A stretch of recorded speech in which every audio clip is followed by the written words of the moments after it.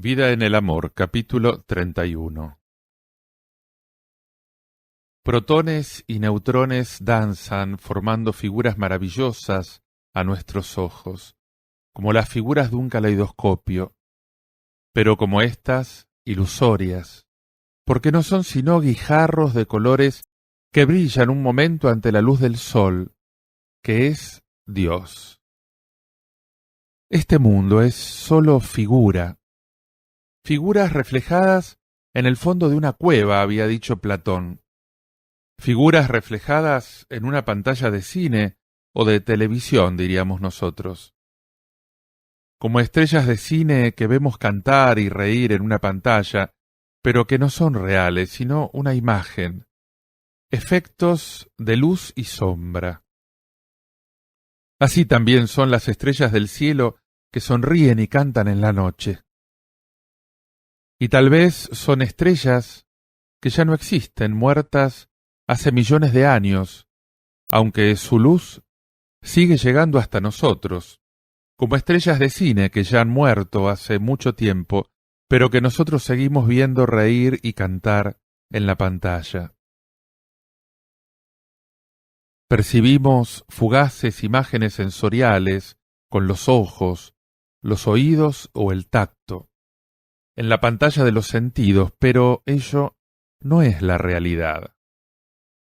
La muerte será para nosotros el fin del programa y el volver a la realidad. Y mientras tanto estamos ante el mundo como niños embobados ante la televisión. La realidad es Dios, que es oscuro, y no lo podemos aprehender con los sentidos, ni con la imaginación, ni con la mente. Solo lo podemos aprender como algo oscuro que está fuera de los sentidos y de la imaginación y de la mente, en la oscuridad de la fe. Aunque la fe no es una oscuridad, sino una luz invisible que penetra la realidad más allá de donde penetra la luz que nosotros percibimos, como los rayos X que brillan con una luz de tinieblas.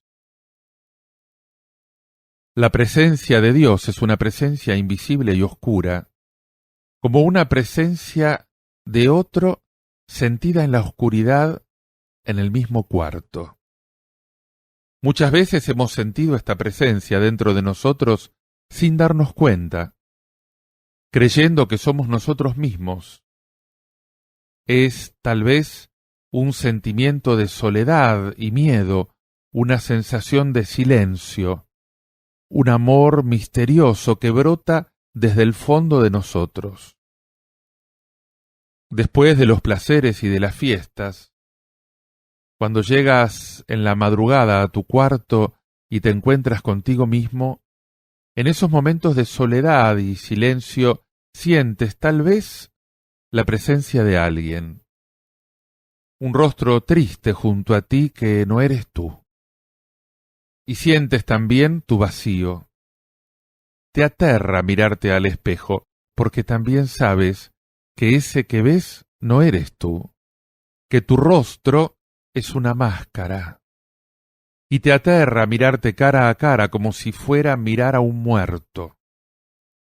Y te aterra el estar solo, quedarte contigo mismo, y es como el miedo que inspira una casa vacía.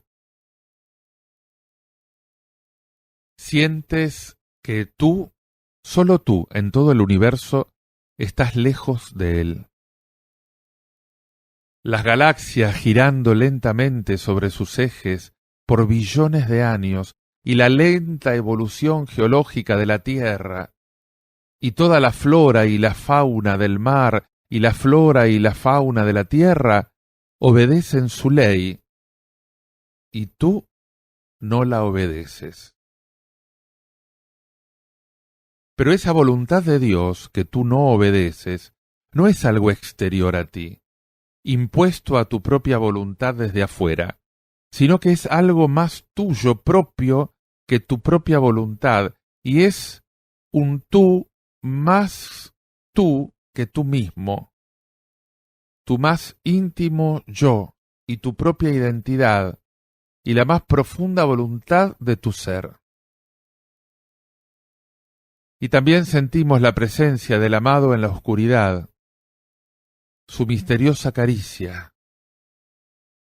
Alguien que está presente dentro de nosotros, pero que no vemos.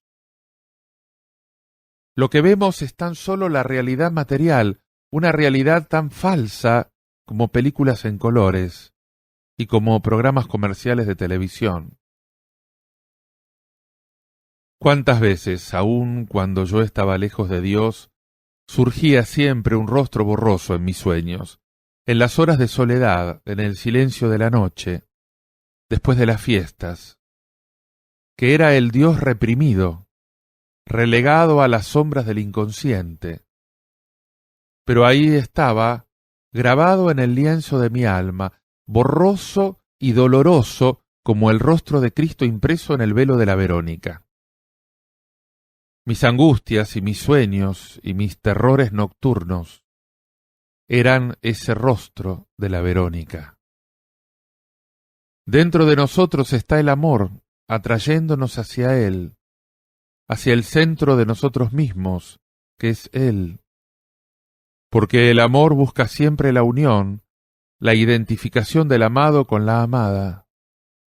Existe alguien dentro de mí que no es yo mismo, y estamos construidos de tal manera que el centro de nuestro ser es Dios. Vida en el amor, capítulo 32. Somos retratos vivos de Dios, obras de arte. Nuestro más íntimo misterio, la última razón de nuestro ser, es que nosotros no somos solamente nosotros, somos imágenes. Nuestra esencia no es ser nosotros, sino que somos copia, fotos de otro. Solo cuando reflejamos a ese otro, somos nosotros mismos. Somos una pantalla blanca donde se proyecta Dios. Quitamos la película y no queda nada. Esta dualidad es el secreto del hombre. Hay algo dentro de nosotros que es el todo, y al mismo tiempo no somos nada. Somos una nada donde se proyecta el todo. Pero podemos borrar dentro de nosotros ese todo, y el alma que está en pecado es esa nada. Somos, por un lado, hijos de la nada, y por otro lado somos hijos de Dios, porque Dios nos hizo de la nada. La nada y Dios, esa es la dualidad que hay en el hombre.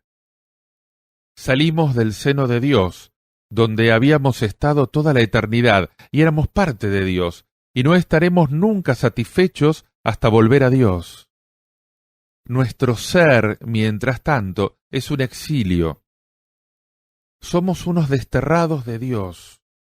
Pero también es cierto que salimos de la nada, porque mientras estábamos en Dios, no éramos nosotros mismos, sino que éramos Dios, y el ser nosotros mismos fue algo salido de la nada. Fuimos concebidos del caos, que fue fecundado por Dios. Esta infinita nada y ese caos de donde somos es lo que ven los santos dentro de ellos mismos cuando también ven a Dios.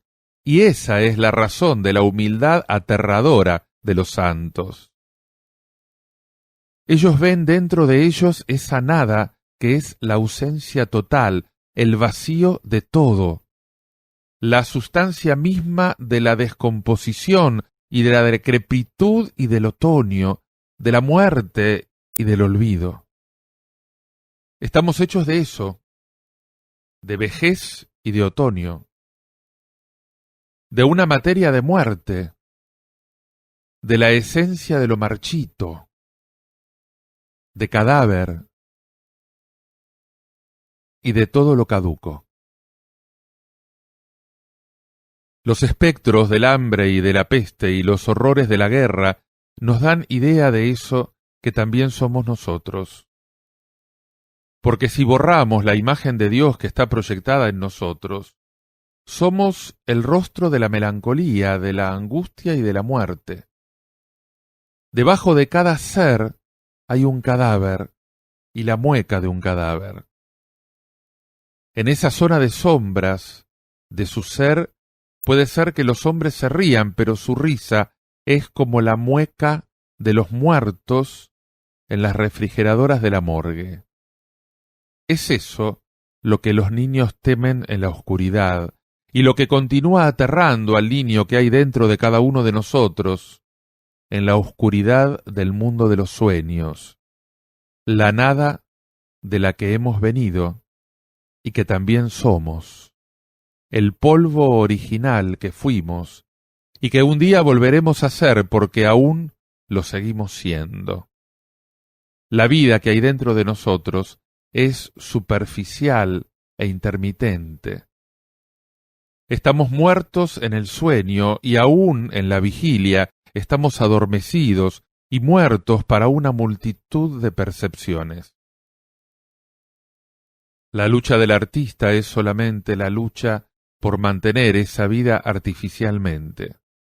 Y el enamorado lucha también por salvar esa vida de la rutina y de la muerte por medio del amor. Porque todo se gasta.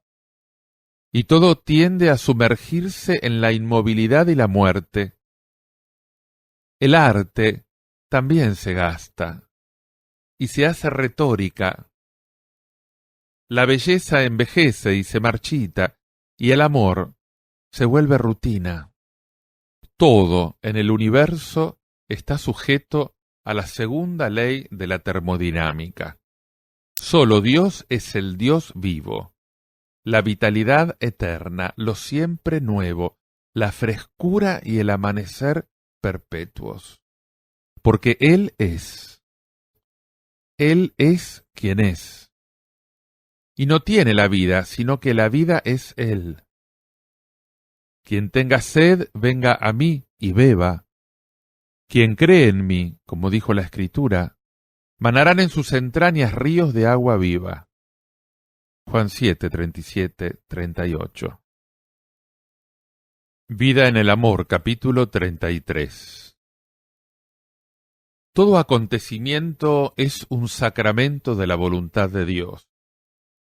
Como el cuerpo de Cristo está oculto bajo las apariencias de pan y vino, así la voluntad de Dios está oculta bajo las apariencias, las especies, de los acontecimientos cotidianos.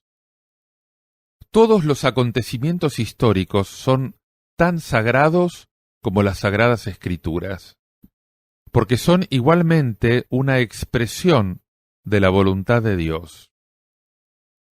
Y el más humilde acontecimiento cotidiano es también una expresión de la voluntad de Dios, y por lo tanto tan importante como el más importante acontecimiento histórico. El perder un tren, igual que la pérdida de la batalla de Waterloo. Y por lo tanto no hay nada banal en el mundo, ni nada insignificante. Todos los cabellos de sus cabezas están contados. El más banal acontecimiento puede hacer que cambie toda la historia del mundo. La caída de una teja ocasionó la muerte de un rey de España. Y el niño que hoy vende periódicos puede mañana figurar a 8 columnas en todos los diarios del mundo. Pero todos los demás acontecimientos banales han determinado igualmente el curso de la historia del mundo, aun cuando nosotros no nos hayamos percatado de ello. Y la vida de todo hombre es igualmente importante, aun cuando su nombre no aparezca en los titulares de los diarios. Nuestra vida cotidiana y oscura está llena de portentos y misterios, y es como una prolongación oculta de los años ocultos de Jesús en Nazaret, que aunque no están consignados en los evangelios, no por eso son menos importantes. Y como todos los demás hechos de Jesús que no están en los evangelios, y que como dice San Juan, si se escribieran uno por uno, llenarían libros en toda la tierra. Lo que llamamos historia sagrada no es más que un fragmento iluminado por el Espíritu Santo, de la historia sagrada universal. La intervención de la voluntad de Dios en el mundo. Toda la historia es sagrada, y son sagrados también los acontecimientos de nuestra vida privada. Las Sagradas Escrituras, desde el Génesis al Apocalipsis, son un sector iluminado a través de todo el acontecer humano, desde el principio hasta el fin del mundo, desde la primera mañana hasta la última. El resto de la historia del mundo, y de otros mundos habitados, si es que existen, ha quedado en tinieblas, es un texto sin descifrar. Pero la voluntad de Dios, no por eso, está menos presente en ese texto. Pero este texto puede ser alterado por el hombre, y el hombre lo ha alterado grandemente desde el primer pecado. La historia sagrada es también la historia de la voluntad de Dios constantemente modificada por el hombre. Dios ha decidido llevar a Israel a la tierra prometida. Cuando el pueblo se amotina y quiere volver a Egipto, Dios cambia sus planes y decide exterminarlos y crear para Moisés un nuevo pueblo. Moisés implora a Dios por el pueblo de Israel, y Dios, otra vez, cambia de parecer. No los exterminará, pero tampoco ellos entrarán en la tierra prometida, como él lo había determinado primero. No entrarán en el país donde alzando mi mano juré que los haría habitar. Números 14:30. La voluntad de Dios es un complicadísimo tejido que está siendo siempre modificado por el libre albedrío del hombre, pero no por eso se destruye. En cada instante, esa voluntad está cambiando, conforme cambian las circunstancias alteradas por el hombre. En cada caso particular, la voluntad de Dios está tomando en cuenta los efectos infinitos que se seguirán y que modificarán todos los demás casos y circunstancias del universo. Cuando yo pido la lluvia para mi cosecha, o que deje de llover para cumplir una cita, estoy teniendo presente únicamente el beneficio que esa lluvia o el dejar de llover tendrá para mí. Pero Dios tiene presente simultáneamente todos los efectos y consecuencias de esos efectos que la lluvia o el dejar de llover producirán en todo el mundo. La voluntad de Dios es el conjunto de todas esas conveniencias tomadas en cuenta y combinadas por la infinita sabiduría y el amor infinito. Por eso debemos aceptar con alegría todo lo que sucede, porque todo lo que sucede, por adverso que hoy nos parezca, es lo que nos conviene. Lo único que no conviene es el pecado, porque el pecado es lo único que depende de nosotros y no de la voluntad de Dios. El pecado contraría la voluntad de Dios, y es lo único adverso. Pero todo lo que no depende de nuestra voluntad es la voluntad de Dios. Aún los efectos y las consecuencias del pecado son la voluntad de Dios, aunque el pecado haya dependido de nosotros, y los efectos y consecuencias de los pecados de los otros son también la voluntad de Dios. El consentimiento del hombre que dispara a otro hombre depende de él, pero el que el revólver estuviera cargado, y el que la bala salga por el cañón y la trayectoria de esa bala, y el que dé o no en el blanco, y todas las demás consecuencias que de eso se seguirán, todo ello depende de la voluntad de Dios. Por eso debemos bendecir todo lo que sucede, porque todo, aun los efectos del pecado, es la voluntad de Dios, y lo único que no lo es el consentimiento en el pecado. A veces no queremos reconocer la voluntad de Dios porque se nos presenta disfrazada bajo aspectos terribles, como los judíos no quisieron reconocer a su rey cuando se lo presentó el pretor coronado de espinas, y prefirieron, en cambio, la dictadura de Tiberio. Nosotros no tenemos más rey que el César que después los aplastaría, mientras que Cristo era su liberador. La voluntad de Dios, a veces, se nos presenta bajo el manto del fracaso, la miseria, la soledad y la muerte. Y preferimos a Tiberio, que es el poder, los placeres, el dinero, la crueldad y la gloria. Y gritamos, crucifíquenlo. Nosotros no tenemos más rey que el César. La voluntad de Dios puede presentarse disfrazada de cáncer, o de accidente de tráfico, o de agentes de policía de un régimen totalitario que llegan a arrestarlo a uno de noche. Y es difícil reconocer y bendecir a Dios bajo esos disfraces.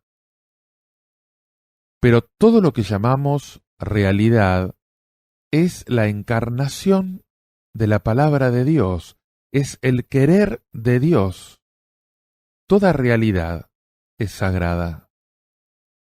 Un encuentro fortuito en la calle, el tren que pierdes o el avión que tomas, todo ello son realizaciones de la voluntad de Dios. Dios no solamente está presente bajo las especies materiales en los sacramentos, sino que también está presente, en cierta forma, bajo especies en todo trigo y en todo vino, y en toda agua y todo aceite y en toda realidad. Allí está Dios, mudo y humilde, invisible bajo la realidad, porque toda realidad es sacramento. Nosotros no sabemos lo que nos conviene, y no debemos querer ni no querer ninguna cosa, sino aquello que Dios quiere o no quiere para nosotros, y aceptar las cosas como las dispone Dios, porque sólo Él sabe lo que nos conviene. Estamos rodeados de acontecimientos que no conocemos y que no sabemos de dónde vienen ni a dónde van, como un ciego en la mitad del tráfico. Y somos como un niño pequeño en un gran aeropuerto lleno de aviones que van y vienen, y él no puede subir al que le gusta porque no conoce la ruta de ninguno de ellos, ni tampoco sabe su propia ruta, sino que tiene que esperar a que le digan cuál es el avión al que tiene que subir. De igual modo, nosotros no sabemos tampoco cuál es nuestro destino, ni lo que nos conviene, ni sabemos cuáles acontecimientos nos son adversos o son buenos, pues no conocemos el futuro. Y aún el pasado y el presente no los conocemos, sino muy parcialmente. Pero el pecado es la creencia de que uno sabe más que Dios qué es lo que conviene, de que en un caso particular Dios se ha equivocado con respecto a uno, de que lo que Dios quiere para uno, a uno en ese caso particular no le conviene. Solo Dios sabe lo que nos conviene, porque todo lo que sucede y lo que sucederá ha sucedido ya en su mente desde toda la eternidad, como una fotografía que ya fue tomada y que nosotros hasta ahora estamos viendo en el cuarto oscuro revelándose, o como una película que ya fue filmada, pero que hasta ahora estamos viendo proyectada en la pantalla, o como la luz de una estrella emitida hace millones de años, pero que hasta ahora no llega a la retina. Dios sabe que lo que no me conviene ahora me puede convenir mañana. Y Dios puede querer algo ahora que no quiere después. O quiere algo aquí que no quiere en otra parte. O quiere algo para mí que no quiere para otros. Cuando preguntaron a Juana de Arco en el proceso si Dios amaba a los ingleses, contestó: Dios no ama a los ingleses en Francia. Y ese es el misterio de la vocación de todos nosotros. Dios quiere también a un dictador de Nicaragua, pero no lo quiere dictador de Nicaragua. Vida en el amor, capítulo 34. Vivimos rodeados de milagros y no nos damos cuenta. No son estos nada más que los que convencionalmente se entienden por milagros, sino también existen los milagros naturales. Nadie ama tanto la naturaleza como Dios, el creador de la naturaleza, y Él ha querido que sus maravillas sean ordinarias. Causa de las causas. Él prefiere que todas las cosas provengan de causas, y que las causas produzcan sus efectos, y que todo suceda naturalmente. Todo lo que acontece es portentoso, tan portentoso lo ordinario como el milagro. Un ratón es un milagro, como dice Whitman. Todo lo ordinario es un milagro más maravilloso porque pasa inadvertido. Es el milagro invisible y humilde de todos los días. Por eso dice San Agustín que el milagro de la multiplicación de los panes no fue mayor que el que se realiza diariamente con cualquier semilla, solamente que fue menos usual. La creación no fue un acto aislado de Dios y un acto remoto en el tiempo, sino que es un acto perenne y que está aconteciendo a cada instante ante nuestros ojos y a los ojos de los incrédulos, y éstos, aún así, no creen. Estamos siendo creados a cada instante, sacados a cada momento de la nada. El universo entero es un perpetuo milagro, y lo son los acontecimientos más comunes y cotidianos, igual que los de Lourdes. Lo ordinario es el modo ordinario de Dios de hacer milagros. Es tan milagroso como lo extraordinario, solo que no lo vemos así porque es ordinario. Pero para los que viven en contacto con Dios, toda su vida es extraordinaria y sobrenatural y está llena de milagros. Dios realiza los milagros palpables para convencer al mundo, pero en la intimidad del alma no necesita hacer milagros que puedan ser probados con un acta jurídica, sino que los realiza por medio de la coincidencia y del milagroso acontecimiento cotidiano. A veces nos es difícil distinguir entre el milagro y la coincidencia. Y es que a veces también la coincidencia puede ser milagro, o que Dios realice milagros por medio de la coincidencia. En realidad no existe casualidad.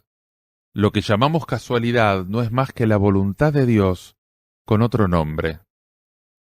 A veces se nos hace difícil reconocer la voluntad de Dios porque está encarnada en la realidad, en las leyes naturales y la historia, los fenómenos físicos, los accidentes, el acaso, la fortuna, lo fortuito, la casualidad, la coincidencia.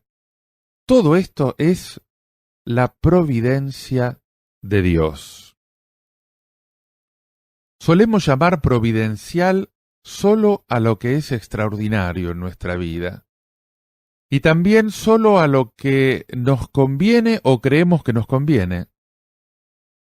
Consideramos providencial el salir ileso en un accidente de tráfico, o el no haber tomado el avión que se cayó, pero no nos damos cuenta de que el perecer en un accidente de tráfico o el tomar un avión que se va a caer es igualmente providencial. En el fondo, esto no es más que un resto de maniqueísmo. Es creer que hay dos dioses, el bueno y el malo, y que la providencia es el triunfo del Dios bueno sobre el Dios de la catástrofe y el caos. Pero no hay más que un solo Dios, y nada en el universo escapa al gobierno providencial, excepto el pecado. Y todo lo que acontece es providencial. Y todo lo que acontece es lo que nos conviene, excepto el pecado. Solo el pecado no es providencial, porque es lo único que no es hecho por Dios, sino por el hombre. Aunque los efectos y las consecuencias del pecado, que no dependen del hombre sino de Dios, sí son providenciales. Providencial es no sólo lo favorable, sino también lo desfavorable, y no sólo lo extraordinario, sino también lo ordinario. Y no sólo lo que acontece, sino también lo que no acontece. Muchas veces no reconocemos la providencia porque nuestra voluntad interviene contrariando la voluntad de Dios. Y contrariamos la providencia, pero si plegamos nuestra voluntad a la voluntad de Dios y no ejecutamos la más mínima acción que vaya en contra de sus planes, entonces vemos obrar maravillosamente a la divina providencia en nuestra vida. Y el acaso, y lo imprevisto, y todo nuestro acontecer diario están llenos de sentido. Toda nuestra vida está llena de coincidencias admirables y de milagros. Si no haces en nada tu voluntad, sino solo la voluntad de Dios, todo encuentro en la calle, toda llamada por teléfono que te hagan, toda carta que recibas, estarán llenos de sentido, y encontrarás que tienen una razón y que obedecen a un designio providencial. La mayoría de los hombres se sienten solos en el universo y desprotegidos, como si no tuvieran más providencia que ellos mismos, y como si hubieran sido creados por ellos mismos, o por el acaso, o como si vivieran en un universo gobernado por el acaso. Se sienten solos y desvalidos en un mundo hostil, como niños perdidos en el bosque, y no como seres que han sido creados por Dios y puestos por Dios en un universo benévolo, que también ha sido creado por Él y para nosotros. No estamos solos. El que nos creó nos habita por dentro y nos rodea por fuera. Cuando decimos con fe y con amor, Padre nuestro, hasta los grandes espacios interestelares e intergalácticos se nos vuelven familiares. Si nos convencemos de que el mismo que rige la rotación de los astros y de las galaxias y la expansión del universo, es el que rige también el ritmo de nuestra sangre y nuestro metabolismo y nuestros más humildes acontecimientos cotidianos, entonces nos sentiremos seguros y confiados y tranquilos. Él cuida de las luciérnagas lo mismo que de las galaxias, y ni un átomo se mueve sin su consentimiento. ¿Qué podemos temer entonces en el universo? Las leyes físicas del universo y la moral son una misma ley, solo que la ley moral es una ley de Dios que puede ser violada por el hombre. No podemos violar las leyes de la creación en la termodinámica, por ejemplo, pero sí podemos violarlas dentro de nosotros. El hombre es la única parte del universo que puede desobedecer. Y cuando obedecemos a la voluntad de Dios, estamos en armonía con todo el resto del universo, porque entonces obedecemos la misma ley que obedece toda la naturaleza física. Porque todos los seres irracionales están puntualmente obedeciendo a su Creador, como lo dice Baruch. Despide la luz y ella marcha, y la llama y ella obedece con temblor. Las estrellas difunden su luz desde sus puestos, y lo hacen con alegría. Él las llama y responden, aquí estamos, y resplandecen gozosas de servir al que las creó. Baruch 3:33-35. La alegría puede ser también una oración perfecta, porque es un acto de confianza en Dios y la seguridad de que no nos puede pasar nada malo en el universo. Y la alegría a veces puede ser también heroica. Vida en el amor, capítulo 35. El pecado es querer ser como dioses. Dioses pequeños, limitados y finitos, pero al fin y al cabo dioses. O como dioses, esto es, querer ser el centro del universo y querer dictarnos nosotros nuestra propia ley. El pecado es decretarse uno una ley particular y abolir la de Dios. El pecado es una tiranía y es ser el dictador de uno mismo, porque desobedecer a Dios, como dice San Bernardo, es ser uno mismo su propio tirano. El condenado es un injusto consigo mismo, pues ha condenado a su propio ser inocente a estar eternamente privado de Dios, a ser una nada, y por eso Dios aborrece al condenado, que se aborrece a sí mismo, porque Dios ama también infinitamente al condenado. Dios sufriría con gusto el infierno en vez del condenado, dice Santa Catalina de Génova, si Dios pudiese sufrir. Y Dios aborrece al condenado porque lo ama, y el condenado es un enemigo de sí mismo. Dios ama lo que el condenado es, o debería ser, lo que él tenía que ser en sí mismo, pero ahora él es la negación de sí mismo, es un antiser, porque el pecado es la negación de Dios, y es ser un antidios. El pecado es algo que no es algo que antiexiste, está lleno de vacío, es algo peor que la nada, porque la nada no existe, y no es nada, pero el pecado es una nada real, y es una muerte viva. El condenado vive en un eterno estado de muerte y está condenado a ser eternamente nada. La muerte física no es sino una transformación de la materia, pero la muerte eterna es la materia en un eterno estado de cadáver. Es como una contramateria y un antiuniverso, es una anticreación. La muerte eterna es la horrenda mueca de un trozo de cosmos hecho cadáver. El alma en pecado es como una estrella apagada, es el horror de un inmenso universo helado y vacío en el que no hay nada más que soledad. Dios es infinitamente bueno e infinitamente bello, y por lo tanto el pecado es la ausencia de Dios, es la ausencia infinita de lo bueno y de la belleza, y por lo tanto es infinitamente horrible.